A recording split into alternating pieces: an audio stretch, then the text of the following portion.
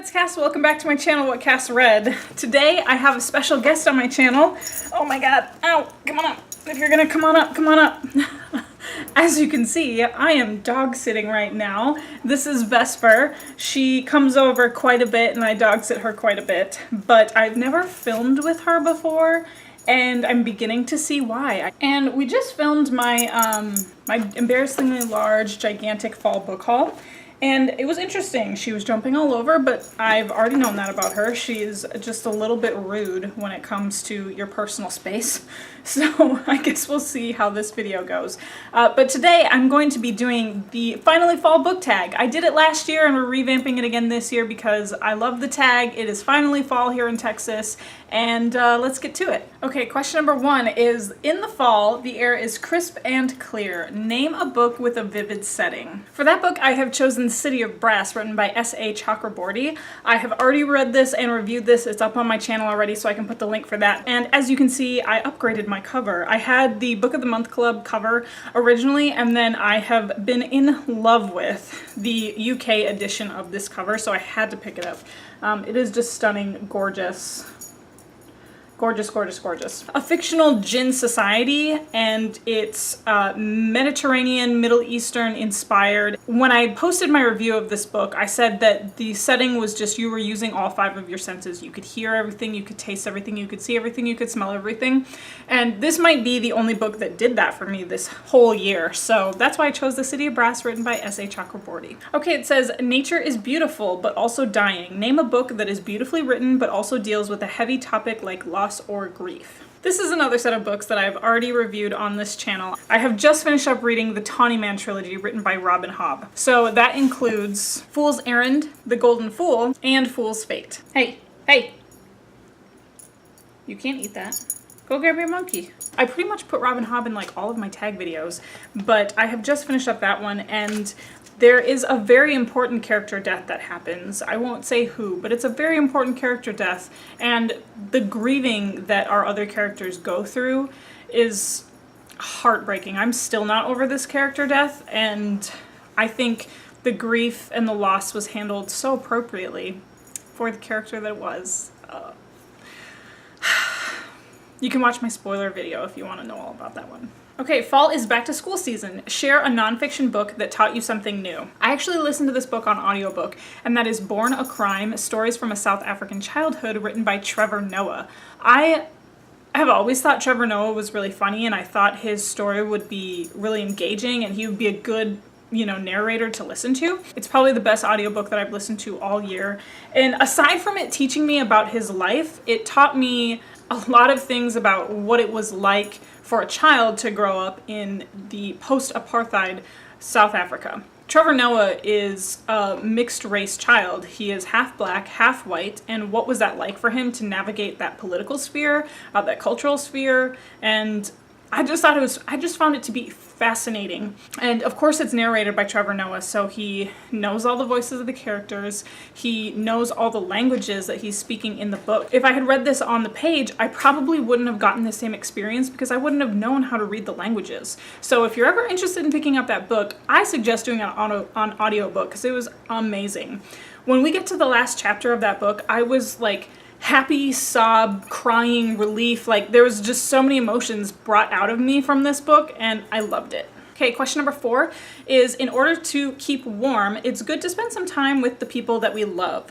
Name a fictional family slash household slash friend group that you'd like to be a part of. I just finished this book last week, and without a doubt, no questions asked, hands down, the friend group that I want to be a part of is from A Court of Mist and Fury, written by Sarah J. Maas. This is book 2 in her Court of Thorns and Roses trilogy, and it is the Court of Dreams, of my dreams. This was definitely one of the best friend groups that I have ever read, that I've ever seen depicted in fiction, because there's so much love to be had. Everybody's so supportive of one another. There's maybe a little bit of polyamory going on, but I think that just like added to the whole vibe.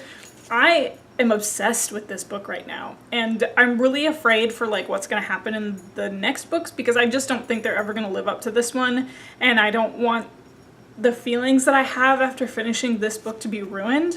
But I know I'm so late to the game, but I am a convert when it comes to A Court of Mist and Fury. Question number 5 is, the colorful leaves are piling up on the ground. Show us your fall colored spines. Here we go. I think I did a pretty good job. I went with like maroon to gold hues. So I have Uprooted by Naomi Novik, The Giver written by Lois Lowry. I have a Vintage Classics Russian edition of Dr. Zhivago written by Boris Pasternak, and then The Eye of the World, which is book 1 in the Wheel of Time series, written by Robert Jordan. What did you find and what are you eating?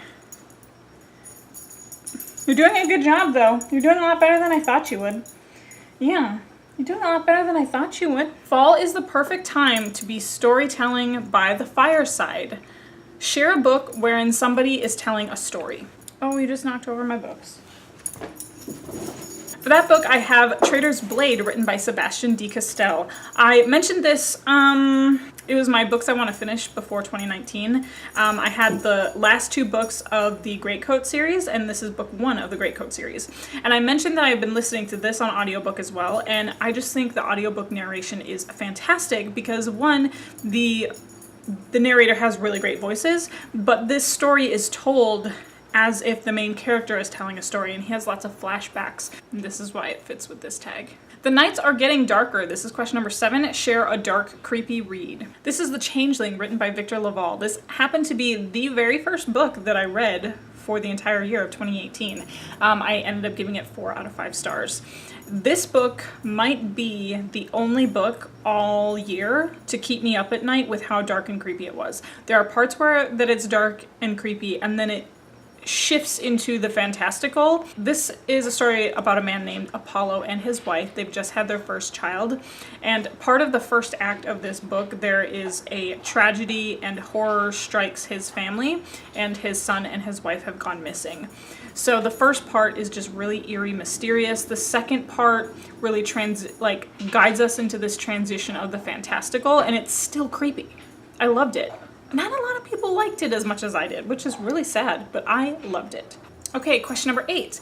The days are getting colder. Name a short, heartwarming read that could warm up somebody's cold and rainy day. This is Spinning Silver, written by Naomi Novik. This is my heartwarming read because I found this book to be a book about found families. The different people that we follow, the different characters that we follow throughout this whole storyline was so beautiful. There's so many moments where I just loved it. I just loved it. So I read this recently. I was planning on doing a review of this book. I do plan on doing it still. I thought I would do it this week, but with the dog, I didn't think I could concentrate and give a really good review this week, so that's why I've pushed it back a little bit.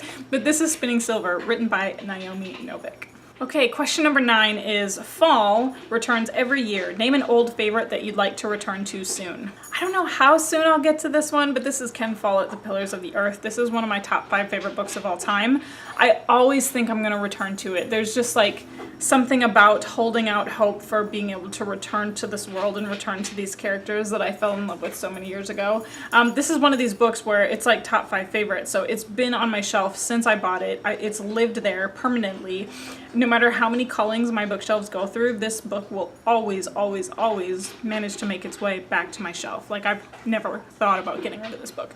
But anyways, this is The Pillars of the Earth, written by Ken Follett. And question number 10 is, fall is the perfect time for cozy reading nights. Share your favorite cozy reading accessories. Is it okay if I say a puppy is a good reading accessory? She's not a very good reading accessory, except for when she like mellows out a little bit, because she's so rude and so rambunctious. She like always has to be on my lap and on my chest. She just like, she feels like she's too far away from you if she's not sitting right here. So if I'm trying to read a book, it's very, very hard to do. But if I can get her to mellow out and like lay on my legs and lay on my lap, then her and I have spent many an afternoon hanging out on a couch where I'm reading and she's napping. So puppies. Puppies are the great, great fall reading accessory. All right, everyone, I finally got her to eat some food, so we are gonna wrap up this book tag here. Who am I gonna tag? I never thought about who I was gonna tag. I tag anyone who's watching who is trying to take care of their dog right now. I tag you. So find me on social media. I'm on Twitter and Instagram. It's at whatcastread, the same as this channel, so it's super easy to find. And then my Goodreads link is always going to be linked down below. You know how these videos end. I'll talk to you later. Bye.